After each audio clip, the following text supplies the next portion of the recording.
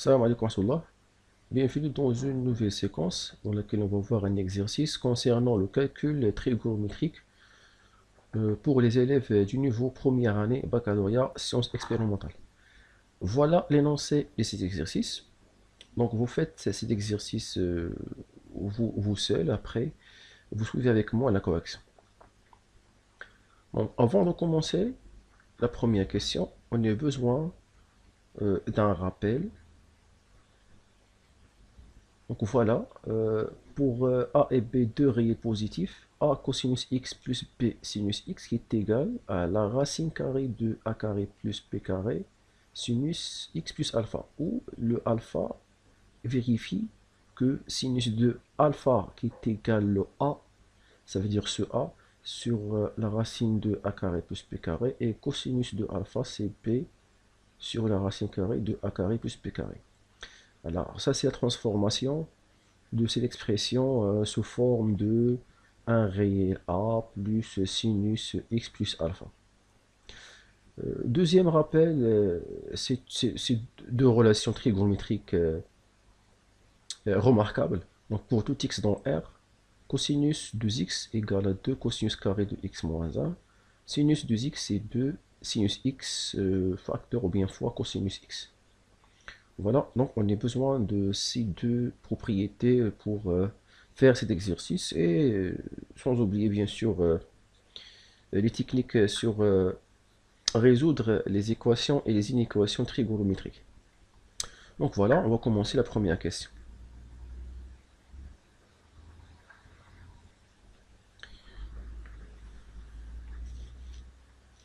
Donc pour tout x dans R, on a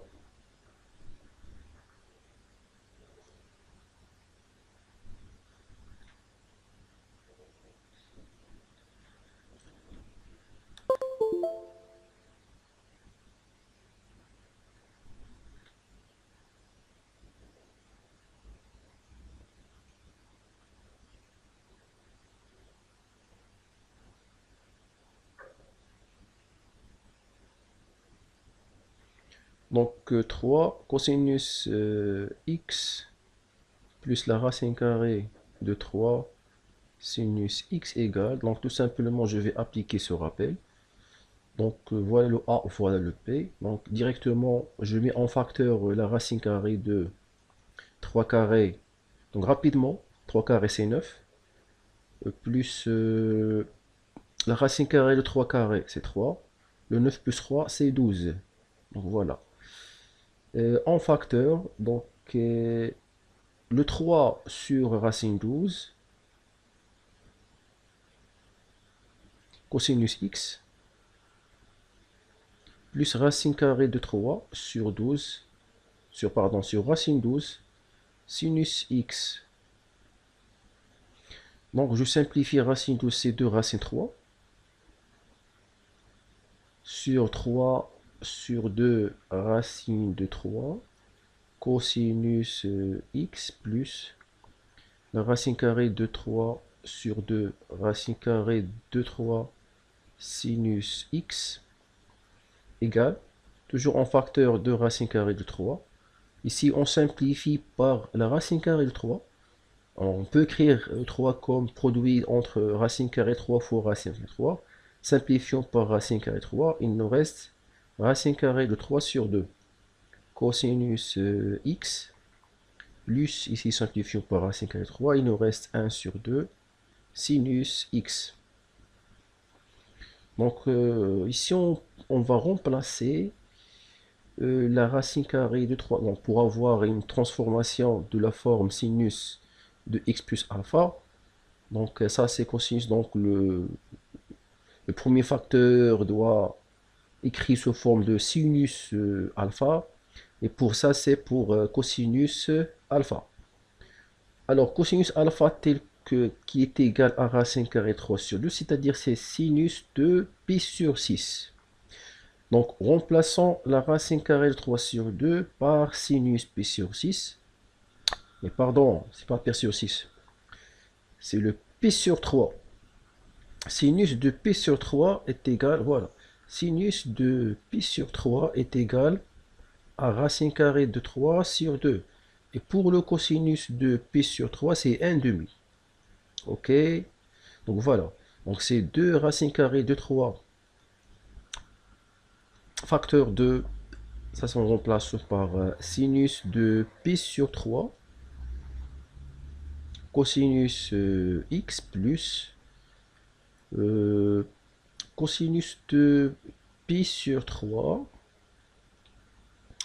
sinus x. Je vous rappelle encore la transformation de sinus de a plus b. Ça égale à sinus a fois cosinus b plus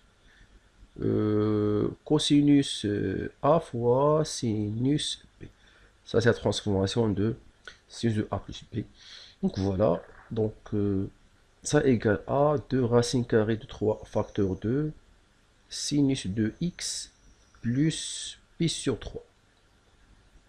Donc voilà les nombres réels qu'il faut les trouver. Le a, c'est 2 racines carrées de 3. Le alpha, c'est pi sur 3. Ça, c'est une question classique dans les devoirs. Il faut bien savoir comment on transforme comme telle expression sous forme de a sinus de x plus alpha ou bien a cosinus x plus alpha. Passons à la deuxième question. Voilà notre expression f de x, montrant que pour tout x dans R, f de x qui est égal à 2 racines carrées 3 cosinus x facteur sinus x plus pi sur 3.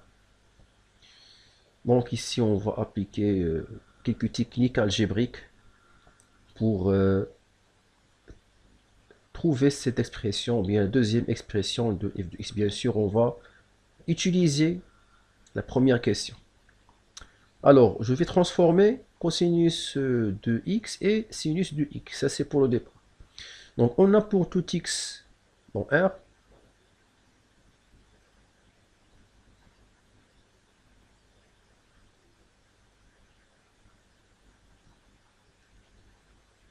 donc f de x égale cosinus de x plus la racine carrée de 3 sur 2 sinus de x plus 2 moins sinus carré de x.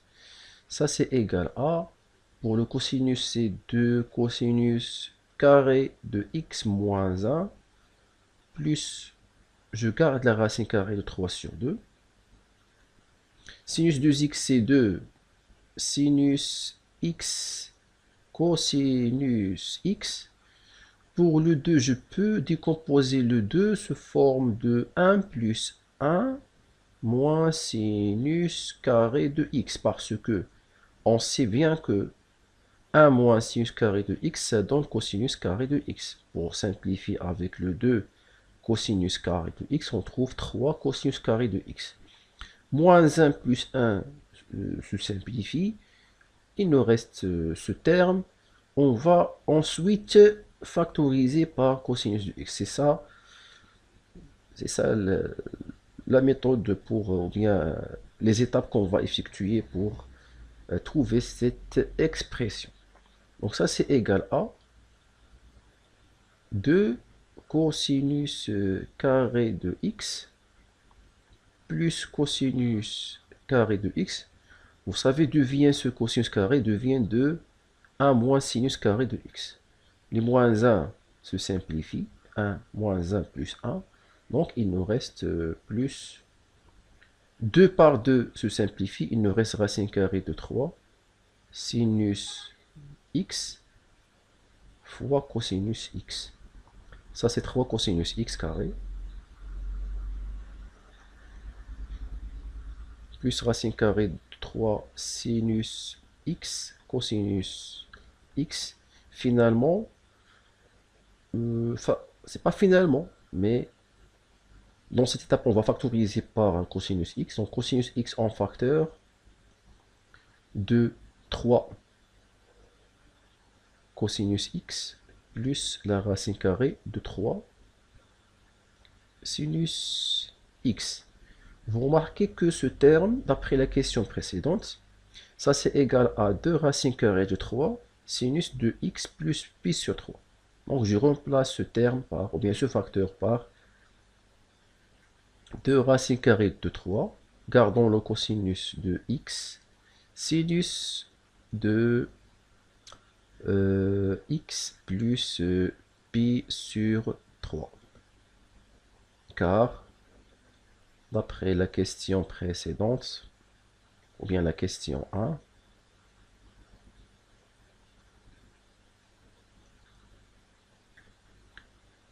cosinus x plus racine carrée de 3 sinus x est égal à 2 racine carrée de 3 sinus de x plus pi sur 3. Voilà la deuxième question.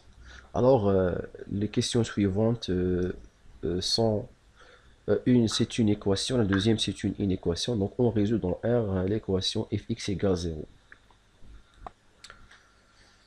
Donc, soit x dans R,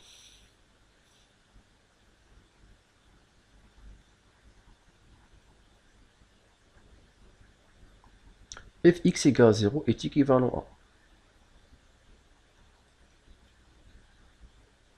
Je remplace le fx par cette expression simplifiée, ou bien expression réduite.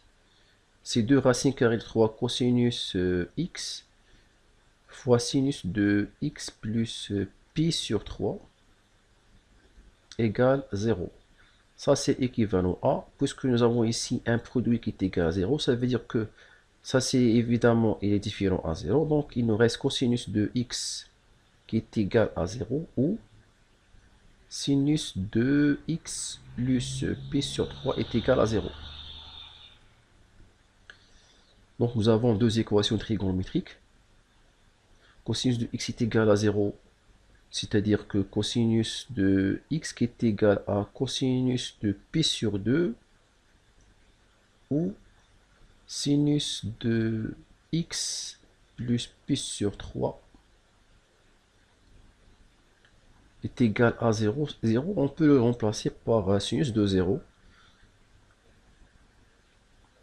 Ou bien d'une manière générale, on peut le remplacer par sinus de kpi si vous voulez. Donc je peux le remplacer par sinus de 0 pour appliquer les propriétés concernant les équations sous forme de cosinus x est égal à a ou bien sinus x qui est égal à a. Donc pour laisser les choses très simples, je vais garder ici sinus 0. Donc ça c'est équivalent à. Alors vous rappelez l'équation cosinus x qui est égal à cosinus a, ou bien cosinus alpha, ça veut dire que x égale à pi sur 2 plus 2kpi, ou x qui est égal à moins pi sur 2 plus 2kpi. Ça, c'est pour la première équation.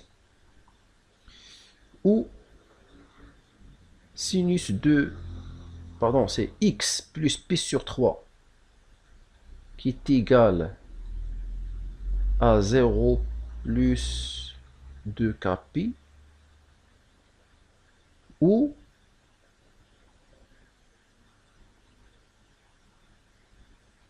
x plus pi sur 3 qui est égal à pi moins 0. Donc ici j'ai appliqué 100% les règles concernant résoudre les équations sous forme de cosinus x égale à cosinus a, ou bien sinus 1x est égal à sinus a. Ça c'est une application 100% de ces règles. Tel que k, bien sûr, c'est un entier relatif. Alors je peux ici réduire cette solution. X est égal à pi sur 2 plus 2kpi, ou x est égal à moins pi sur 2 plus 2kpi, se réduit par x est égal à pi sur 2 plus kpi. Plus kpi, parce qu'on effectue un demi-tour pour arriver à moins pi sur 2, tout simplement. Commençons par pi sur 2. On peut arriver à moins pi sur 2, tout simplement par une demi-tour. Pour avoir P sur 2, bien les abscisses curviligne qui correspondent à P sur 2, on va effectuer des tours complets. Même chose pour moins P sur 2. On va effectuer des tours complets. Ça veut dire 2 kp, plus 2 kp. Mais si vous voulez trouver deux abscisses curvilignes à la fois, un qui correspond à P sur 2, l'autre qui correspond à moins P sur 2. Donc voilà, c'est P sur 2 plus Kp pour effectuer un demi-tour pour commencer ou bien débuter par P sur 2 pour arriver à moins P sur 2 et vice versa. Ou x est égal à, ici c'est moins P sur 3, moins pi sur 3. C'est la même chose pour ce cas, lorsque sinus de 0, ça veut dire c'est Kpi directement. Kpi représente où le sinus est égal à 0. Le sinus est égal à 0 pour x est égal à 0 ou bien x est égal à pi. Donc pour réduire ce problème, on peut écrire directement Kpi, sinus du Kpi. Donc tout simplement, x plus pi sur 3 est égal à Kpi. Donc pour laisser les choses faciles, j'écris ça et ensuite on détermine les solutions. Voilà, x est égal à moins pi sur 3 plus 2kpi.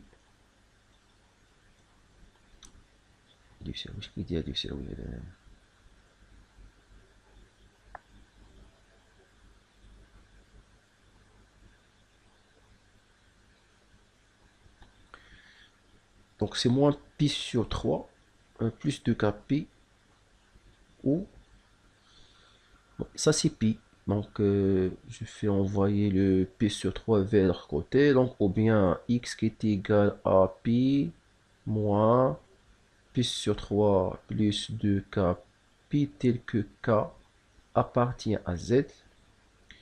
Donc voilà, finalement x égale à pi sur 2 plus k pi ou x égale à moins pi sur 3 plus 2k pi ou x égale à ça c'est 2pi sur 3 plus 2k pi tel que k appartient à z.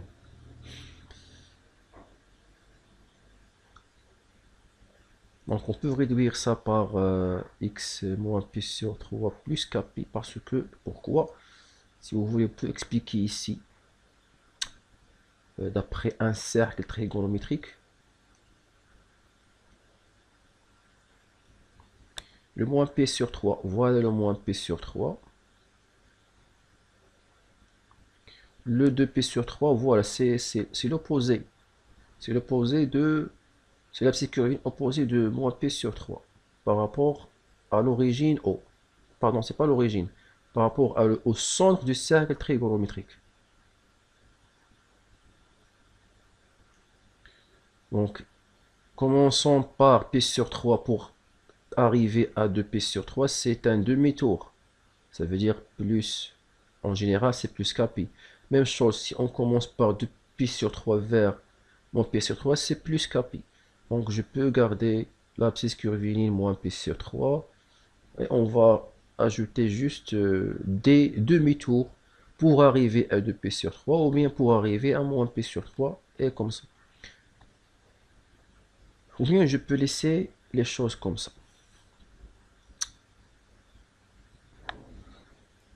Donc l'ensemble de solutions, c'est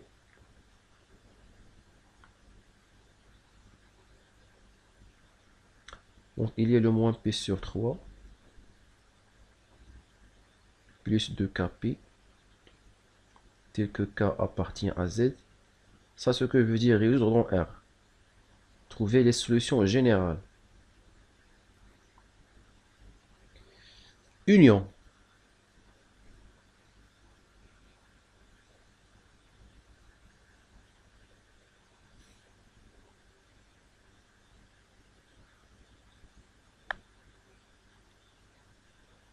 Le p sur 2 plus kp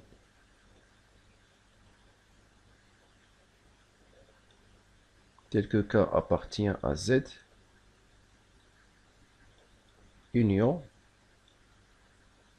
le 2pi sur 3 plus 2kpi tel que k appartient à z. Donc si on réduit la première et troisième solution, on peut la réduire par cette forme. Donc c'est moins pi sur 2, pardon, c'est moins pi sur 3 plus kpi tel que k appartient à z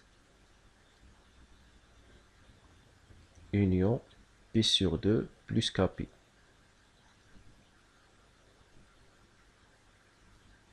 Tel que k appartient à z. Donc voilà. Voilà les solutions de cette équation, ou bien d'une autre manière, les solutions de cette équation. Donc on passe à la dernière question, c'est résoudre l'inéquation dans l'intervalle moins pi sur 6, 5pi sur 6, l'inéquation fx inférieure ou égale à 0. Alors vous remarquez que fx s'écrit sous forme d'un produit, et pour cela, on va étudier le signe de chaque facteur, le signe de cosinus de x dans cet intervalle, après le signe de x plus pi sur 3 dans cet intervalle. Après, on conclut le signe de tout le produit dans l'intervalle moins pi sur 6, 5pi sur 6 pour qu'on puisse déterminer les solutions de cette inéquation. Donc c'est ça l'astuce pour résoudre une équation sous forme d'un produit. Alors, commençons par étudier le signe de cosinus de x dans cet intervalle. C'est facile d'étudier le cosinus de x. Étudier le signe, ok, le signe de cosinus de x. Donc en résoudant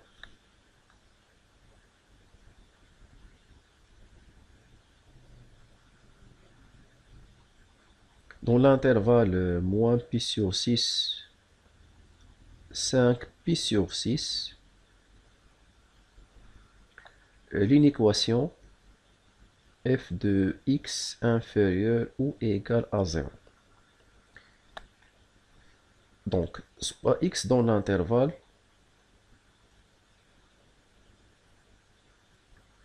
moins pi sur 6, 5pi sur 6.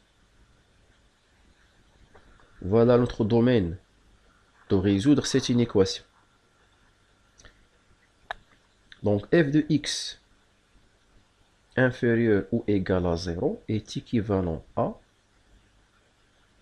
2 racine carrée de 3 cosinus x fois sinus de x plus pi sur 3.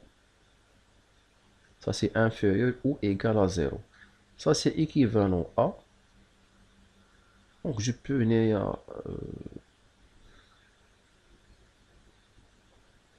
enlever ce 2 racine carrée de 3. Il n'y a pas d'importance parce que ça porte un signe positif. Donc, n'influe pas ou bien n'impacte pas sur le signe de ce produit.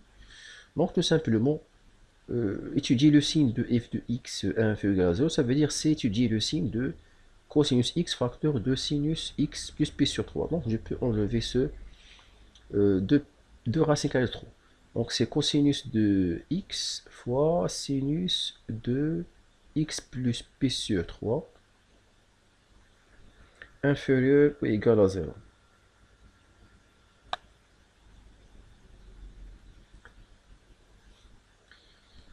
Voilà, donc commençons par le signe de cosinus de x. Donc le tableau de signes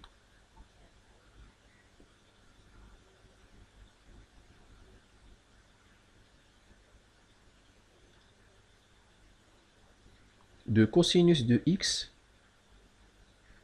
dans l'intervalle moins pi sur 6, 5pi sur 6. Donc pour expliquer, je peux tracer un cercle trigonométrique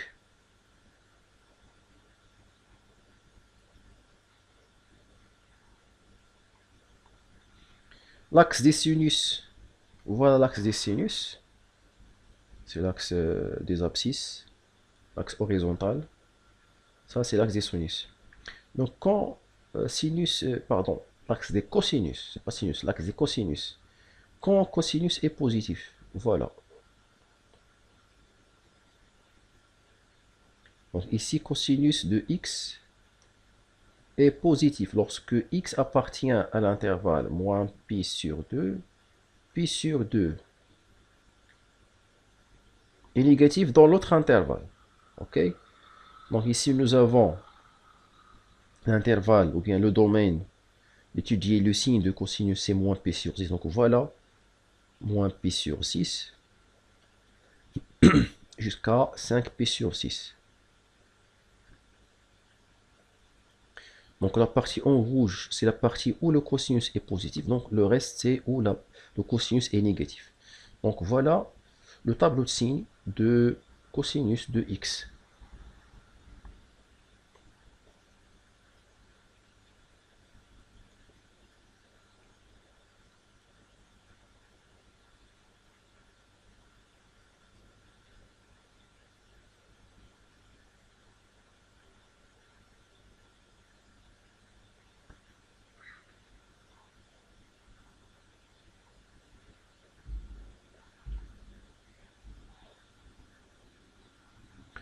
On sait que dans cet intervalle, le cosinus de x s'annule lorsque x est égal à p sur 2. Et ça, on a le trouvé dans, les solutions de l'équation fx égale à 0. Donc ça c'est 5pi sur 6. Le cosinus s'annule lorsque x est égal à pi sur 2. Voilà, le cosinus est positif lorsque dans l'intervalle moins pi sur 6, pi sur 2, et négatif dans l'intervalle pi sur 2, 5, pi sur 6. Alors passons maintenant à étudier le signe de sinus de x plus pi sur 3 dans le même intervalle. Donc, étudions.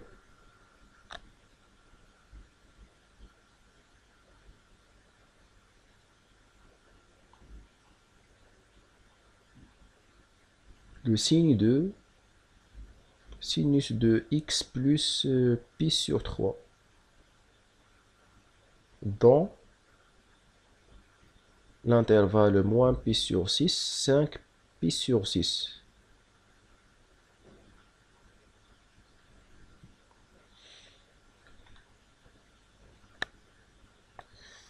Donc quand sinus de x pi sur 3 s'annule, donc premièrement sinus de x plus pi sur 3 égale à 0. Donc on a déjà résolu cette équation dans R, mais dans l'intervalle moins pi sur 6. Donc les solutions sous forme des solutions des mesures principales. Donc c'est x égale à moins pi sur 3 ou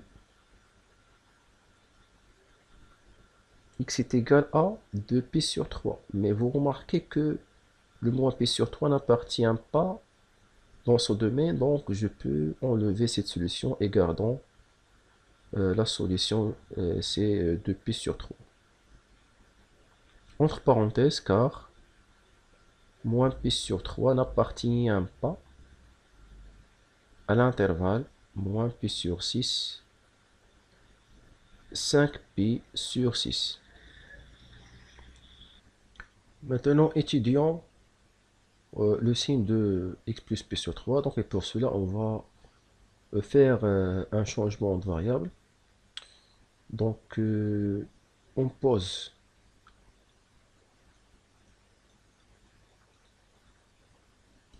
grand X qui est égal à x plus pi sur 3.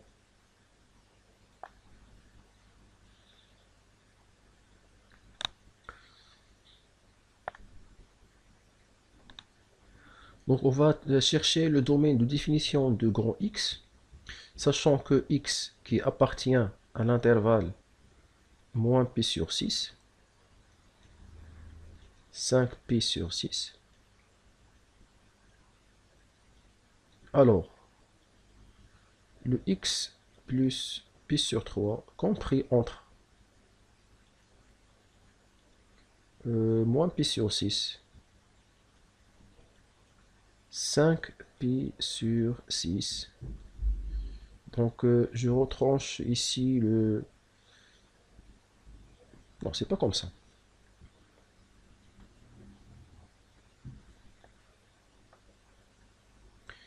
Ok, donc ici je vais ajouter.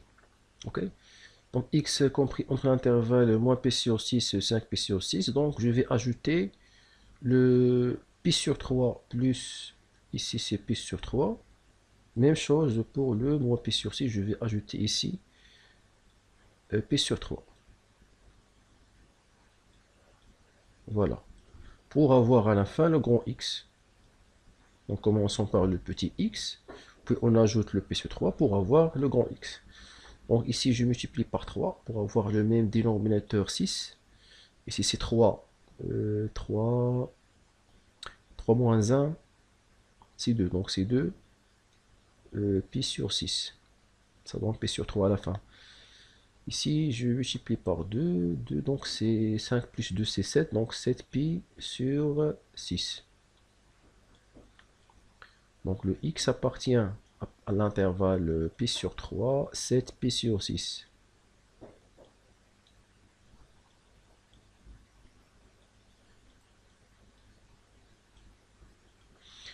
Donc le signe, bien le tableau de signes,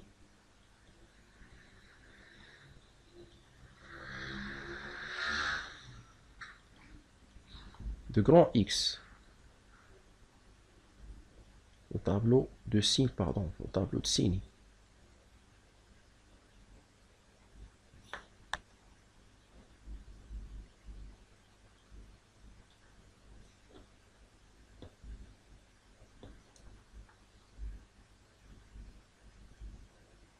De sinus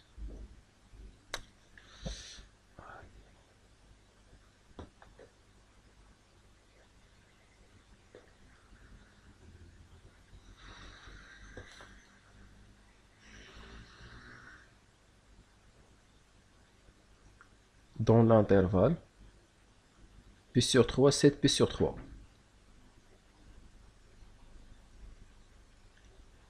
7 pi sur 6, pardon.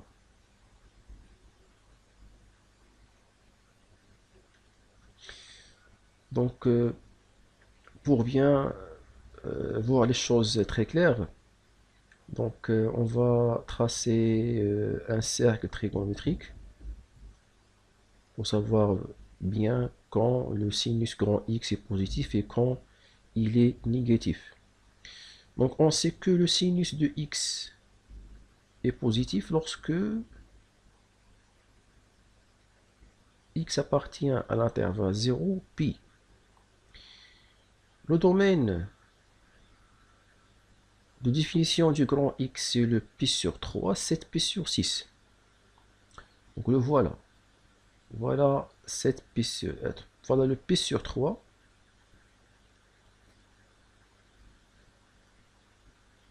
Voilà le 7 pi sur 6, c'est presque ici, je pense. Oui.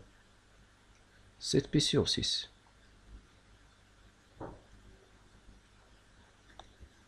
Quand le sinus du grand X est positif,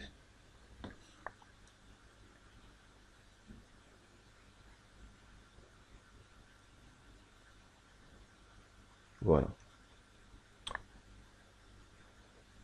Voilà le sinus. Tout x appartient à l'intervalle 0, pi, le sinus du grand X est positif. Mais pour notre domaine de définition du grand X, c'est le pi sur 3 jusqu'à 7 pi sur 6. Ça, c'est pi. Mais pi, 7 pi sur 6 devient négatif. Ça, c'est sinus de grand X positif. Maintenant, on dresse le tableau de signes.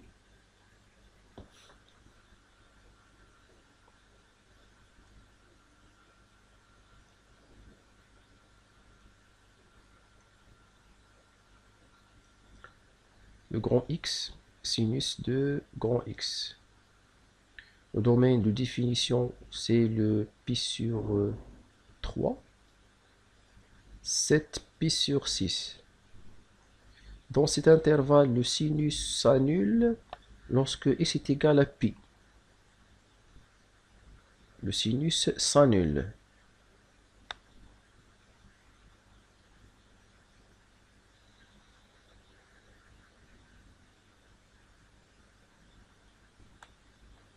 Donc, l'intervalle pi sur 3, pi, le sinus est positif. L'intervalle pi, 7 pi sur 6, le sinus est négatif. Maintenant, on peut passer à savoir quand, ou bien on va savoir les conditions sur x pour que le sinus de x plus pi sur 3 positif et quand il est négatif. Donc, commençons par le premier cas. Sinus du grand X positif, c'est-à-dire sinus de x plus pi sur 3 est positif. Ça veut dire que d'après le tableau, le grand X, c'est-à-dire le x plus pi sur 3 appartient à l'intervalle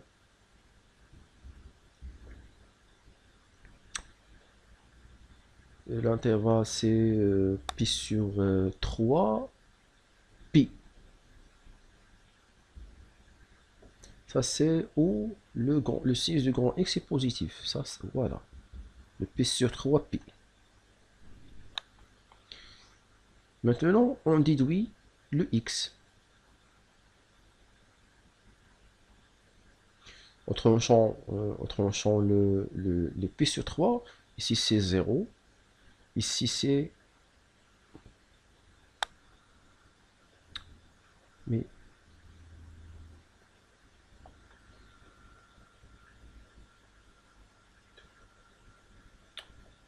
je pense que nous allons faire une petite faute de calcul. Je crois qu'on va faire ici... Mais non, non, il y a un faute. Ici, il y a un faute. Alors ici, multiplions par ici, par... Non, c'est juste. Devient le pi sur 2. Devient ce... Ça, c'est pi sur 3, ça. Ah, c'était d'abord. Donc, rectifions avant de continuer. Ça, c'est pi sur 3.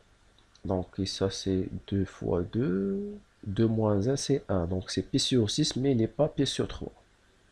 C'est pi sur 6. Donc, rectifions.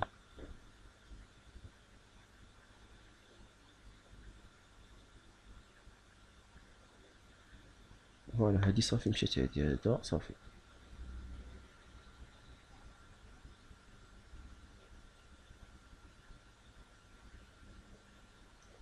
Donc le tableau de signe de l'intervalle pi sur 6, mais pas pi sur 3. Même chose ici.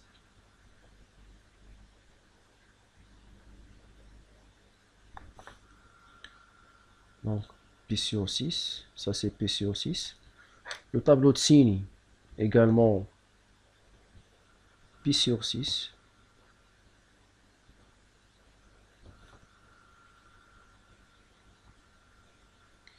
Donc voilà, les choses est correctes. Donc je m'excuse pour cette erreur. Donc voilà, donc ici c'est pi sur 6. Ici c'est pi. Ok, donc retranchons pi sur 6 moins pi sur 3.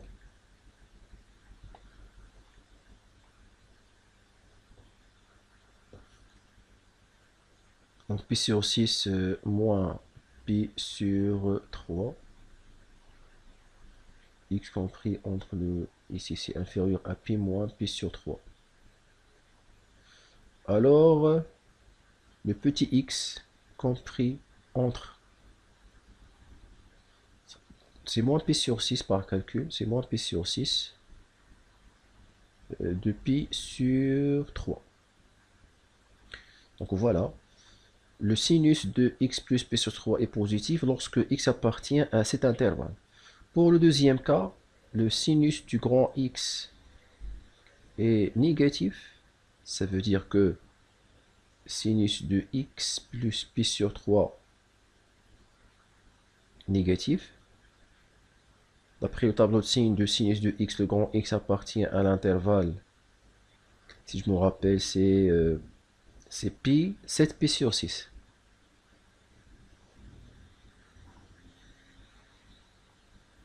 Donc pi, 7 pi sur 6. Retranchons le pi sur 3.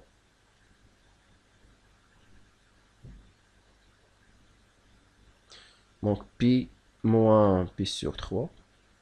Ici c'est 7 pi sur 6 moins pi sur 3.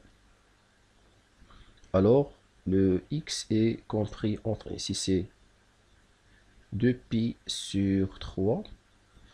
Ici c'est 2 pi sur 6 ici, donc c'est 5 pi sur 6. Maintenant on peut tracer, bien dresser le tableau de signe. Donc le tableau de signe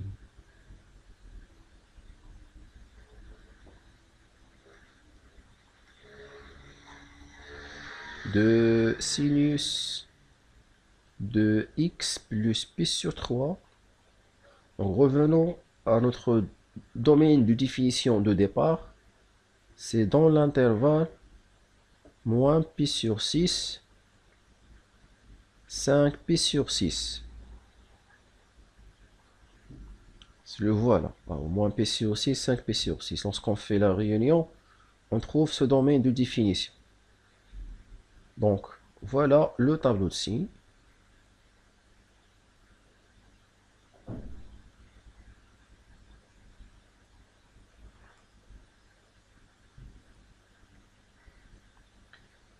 X sinus x plus pi sur 3 moins pi sur 6, 5 pi sur 6. Alors vous rappelez, quand sinus x plus pi sur 3 est égal à 0, si vous rappelez cette solution, on on va la mettre dans le tableau de signes.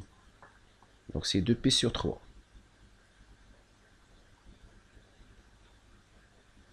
Et d'après ces conséquences, le sinus de x plus pi sur 3 est positif lorsque x appartient à l'intervalle moins pi sur 6 de pi sur 3. Donc ici est positif. L'autre intervalle, il est négatif. Maintenant, on conclut. Donc, le signe de f de x dans l'intervalle moins pi sur 6, 5 pi sur 6 est celui de, ou bien du produit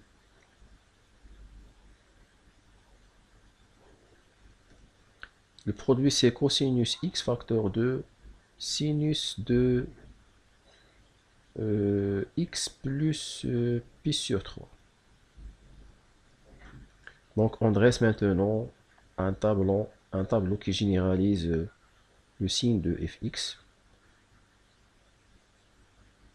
Donc le signe du cosinus x d'abord, après le signe de sinus de x plus pi sur 3, et ensuite le sinus de f de x qui est le sinus du produit.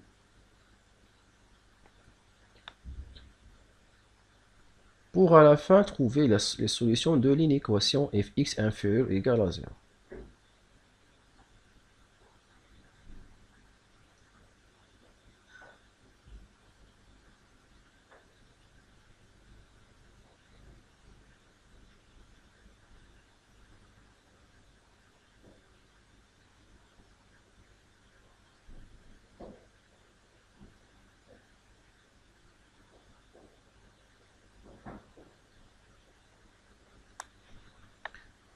Donc,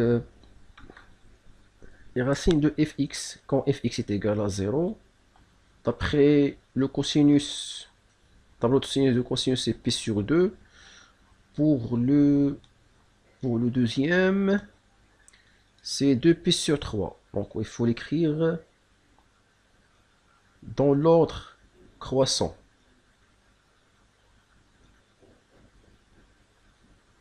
Voilà, le cosinus s'annule pour x est égal à pi sur 2. Même chose pour fx. Ici, c'est pour deuxième sinus x plus pi sur 3. Même chose pour fx. D'après le tableau des cosinus, c'est plus, moins, plus, moins. Pour le sinus, c'est plus, moins. Donc voilà, plus, moins. D'après le produit, ça c'est plus, moins, plus. Conclusion, l'ensemble de solutions de l'inéquation. Mais on peut écrire une phrase, pourquoi pas, un petit commentaire.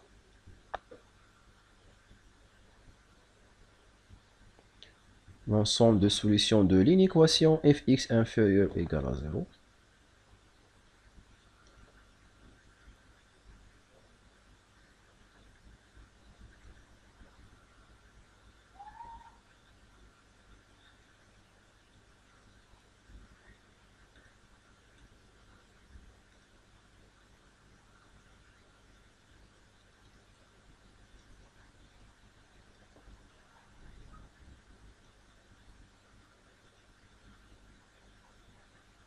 Dans l'intervalle moins pi sur 6, 5 pi sur 6. Et c'est l'intervalle pi sur 2 de pi sur 3.